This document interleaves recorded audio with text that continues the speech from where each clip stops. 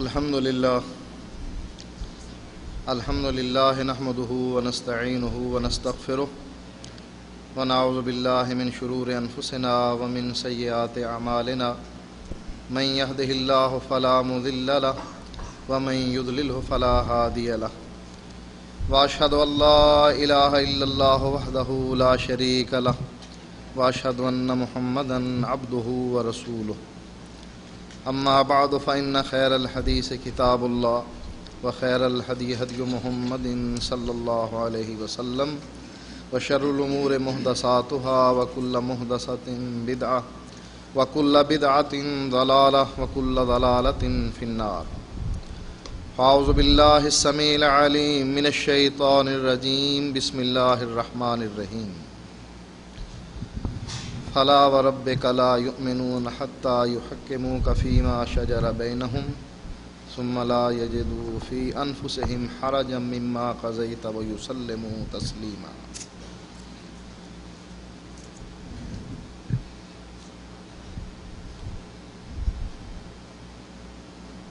یہ بات بڑی تعجب والی ہے کہ اگر کوئی شخص بازار سے ناول خرید لائے، مولوی صاحب کو کوئی تکلیف نہیں ہوتی، اور اگر مولوی صاحب کو یہ پتہ لگ جائے کہ یہ بازار سے بخاری شریف لے آئے ہیں، ان کا پہلا فتویٰ یہ ہوتا ہے کہ بخاری پڑھنے سے آپ گمراہ ہو جائیں.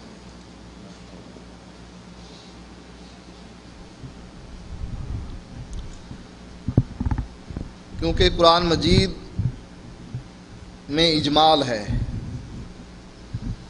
قرآن مجید کے معنی کو لوگ بگاڑتے ہیں، اور حدیث تلوار ہے کہ جس کے معنی کو بگاڑنا ان کے لیے ناممکن ہے. تو انہوں نے سب سے پہلے جو چھری چلائی وہ حدیث پر چلائی. انہوں نے چور دروازے کھولے. آخر اس کی وجہ کیا ہے؟ مفتی صاحب کا یہ فرمانا،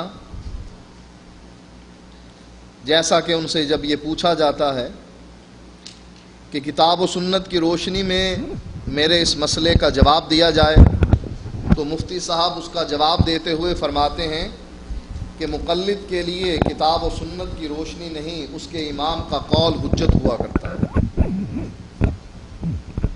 اس کی ایک وجہ تو ہمیں یہ نظر آ رہی ہے کہ اپنے خود ساختہ مذہب کو بچانے کے لیے حدیث کا انکار کر دیا جائے. جب تک حدیث موجود ہے یہ رکاوٹ ہے. اگر حدیث نہ رہی، من مانی کریں گے، جو دل میں آئے گا کہیں گے.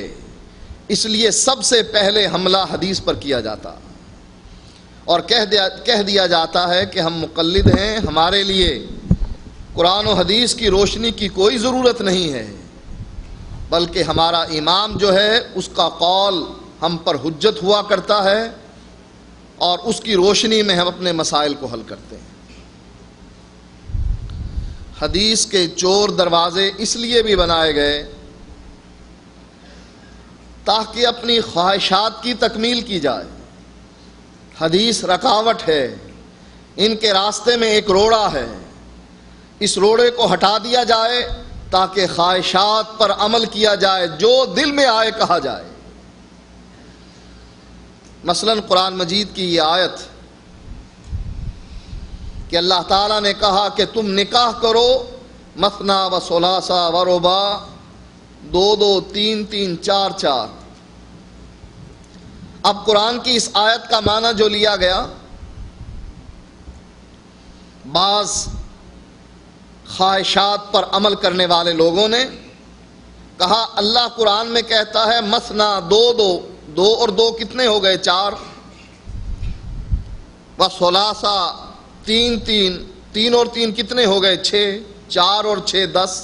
و رباع 4 4 4 جمع 4 یہ 8 ہو گئے. پچھلا عدد جو ہے وہ 10 کا تھا، 10 اور 8 کو جمع کرو 18 شادیوں کی اجازت. اور قرآن سے ثابت کیا۔ ہر آدمی جو خواہش نفس کے پیچھے چلتا ہے وہ اپنی بات کو قرآن سے ثابت کرتا۔ قادیانیوں کے بارے میں مسلمانوں کا متفقہ عقیدہ ہے کہ یہ لوگ دائرہ اسلام سے خارج ہیں۔ قادیانیوں سے بھی پوچھیں کہ آپ کہاں سے آئے، آپ کا نبی کہاں سے آیا؟ کہا قرآن میں موجود ہے، یاتی من بعد اسمہ احمد۔ اللہ کے نبی فرما رہے ہیں کہ میرے بعد ایک نبی آنے والا ہے اور اس کا نام احمد ہے۔ ہمارا جو نبی ہے وہی تو غلام احمد ہے، یہ تو قرآن میں ہے۔ اب چونکہ حدیث قرآن کی تشریح کرتی ہے، تفسیر کرتی ہے، حدیث اس بات کو فائنل کر رہی ہے لا نبی بعدی، میرے بعد کوئی نبی نہیں آئے گا۔ انا خاتم النبیین، میں آخری نبی ہوں، میرے بعد کوئی نبی نہیں آئے گا۔ اور یہ جو تم تذکرہ کر رہے ہو یہ تو اللہ کے نبی کا تذکرہ ہے۔ اللہ کے نبی کا نام احمد بھی ہے، محمد بھی ہے۔ عیسیٰ علیہ السلام بتلا رہے ہیں کہ یاتی من بعد اسمہ احمد، میرے بعد ایک نبی آنے والا ہے، اس کا نام احمد ہے، اس سے مراد محمد الرسول اللہ۔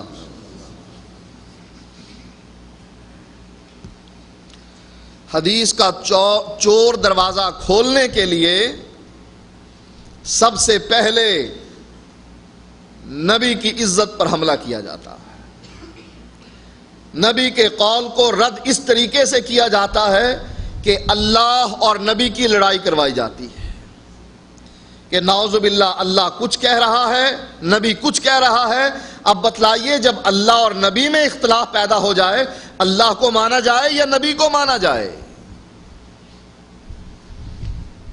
اپنے مسلک کو بچانے کے لیے اللہ اور اس کے رسول کی لڑائی کروائی جاتی ہے، دونوں کا مقابلہ اور ٹکراؤ کروایا جاتا ہے۔ جب دونوں کی باتیں آمنے سامنے آ جاتی ہیں پھر پوچھا جاتا ہے اب بتلاؤ اللہ کو مانتے ہو، اللہ کی بات کو مانتے ہو یا نبی کی؟ نبی کا مقام چونکہ کم ہے، اللہ کا مقام اونچا ہے، لہٰذا اللہ کی بات کو مانا جائے گا اور نبی کی حدیث کو رد کر دیا جائے گا۔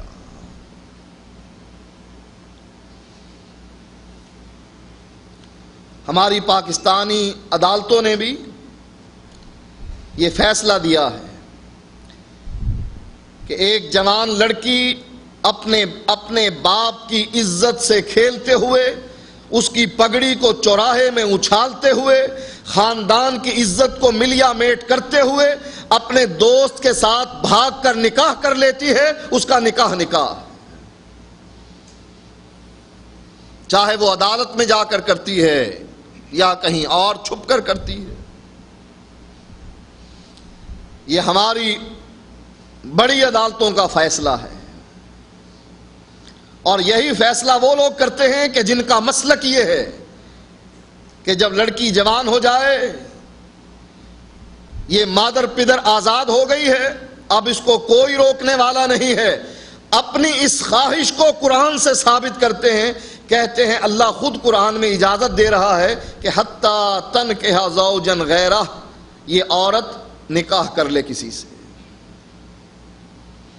یہاں عورت کو مالک بنایا گیا ہے کہ عورت نکاح کر سکتی ہے، لہذا ولی کی جو شرط ہے، اللہ کے نبی جو یہ فرما رہے ہیں کہ جو عورت نکاح کرتی ہے بغیر اذن ولیہا فنکاحہا باطل باطل باطل، کہا اس حدیث کو ہم نہیں مانیں گے، اس حدیث کو رد کر دیا جائے گا، اس لیے کہ یہ اللہ کے قول سے ٹکرا رہی ہے۔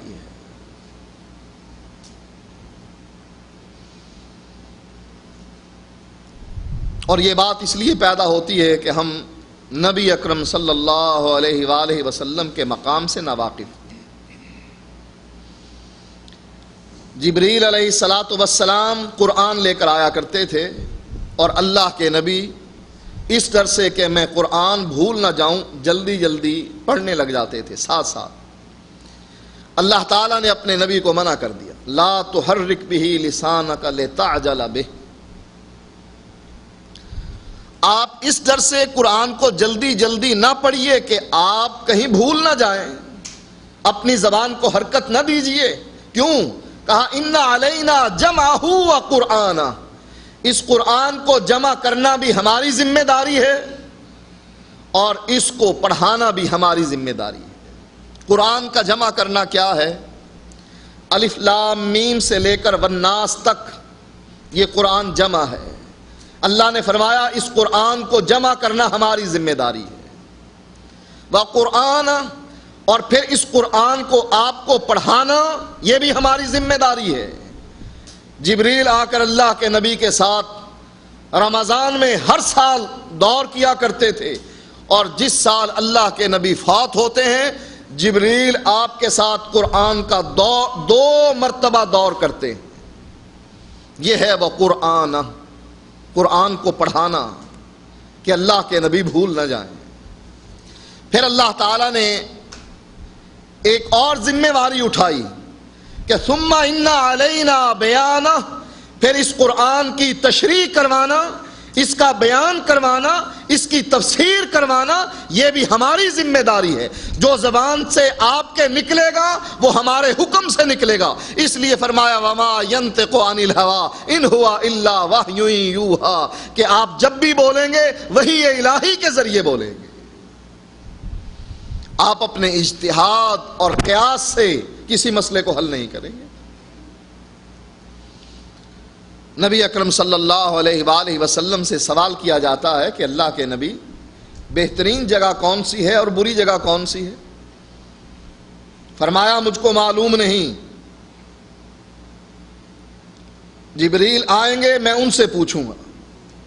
جبریل آئے، اللہ کے نبی نے پوچھا جبریل بہترین جگہ کون سی ہے اور بری جگہ کون سی ہے؟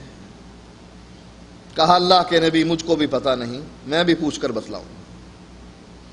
جواب لے کر آئے اور آ کر کہنے لگے اللہ کے نبی میں آج اللہ کے اتنے قریب ہوا جتنا اس سے پہلے کبھی قریب نہ ہوا تھا، لیکن پھر بھی میرے درمیان اور اللہ کے درمیان 70,000 نور کے پردے تھے۔ اللہ تعالیٰ نے مجھ کو بتلایا بہترین جگہ مساجد ہیں اور بری جگہ بازار۔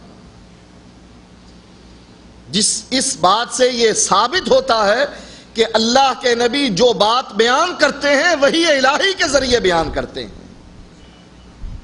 اور اللہ تعالیٰ کی یہ ڈیوٹی، اللہ تعالیٰ کی یہ ذمہ داری جو اللہ تعالیٰ نے اپنے بارے میں یہ کہا ہے کہ ثم ان علینا بیانہ، پھر اس قرآن کی تفسیر کروانا، اس کا بیان کروانا یہ ہماری ذمہ داری ہے، آپ کی نہیں ہے۔ اس لیے جس آدمی کا یہ نظریہ ہے کہ اللہ کچھ کہتا ہے نبی کچھ کہتا ہے اس کا عقیدہ ہی غلط ہے۔ جو اللہ کہتا ہے اس میں اجمال ہے، اور جو نبی بیان کرتا ہے اس میں تفصیل ہے۔ قرآن کی آیت کا وہ معنی لیا جائے گا جو معنی خود نبی اکرم صلی اللہ علیہ وآلہ وسلم بیان کر رہے ہیں۔ اس کی بہت سی مثالیں آپ کے سامنے ہیں۔ قرآن مجید میں اللہ تعالیٰ فرماتا ہے حرمت علیکم المیتۃ، تو تم پر مردار حرام ہے۔ اب مردار کی ڈیفینیشن کیا ہے؟ جو خود مر جائے، جس کو ہم ماریں، جس کو ہم ذبح کریں اللہ کا نام لے کر، وہ تو حلال ہو گیا، اور جو خود مر جائے وہ حرام، وہ میتہ مردار کے حکم میں آتا ہے۔ اب آپ تمام لوگ مچھلی ذبح کر کے کھاتے ہیں، یا مچھلی مارکیٹ میں مری ہوئی ملتی ہے۔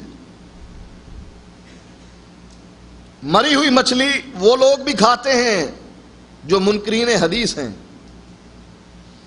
وہ لوگ بھی کھاتے ہیں جو حدیث پر حملہ کرتے ہیں، وہ لوگ بھی کھاتے ہیں جو حدیث کو حجت نہیں مانتے۔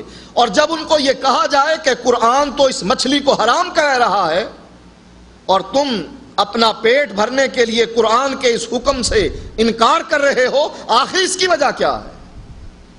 ہم سے کوئی پوچھے کہ آخر اس کی وجہ کیا ہے کہ قرآن مردار کو حرام قرار دے رہا ہے اور ہم مچھلی اور ٹڈی کی صورت میں مردار مری ہوئی مچھلی کھاتے ہیں، آخر اس کی وجہ کیا ہے؟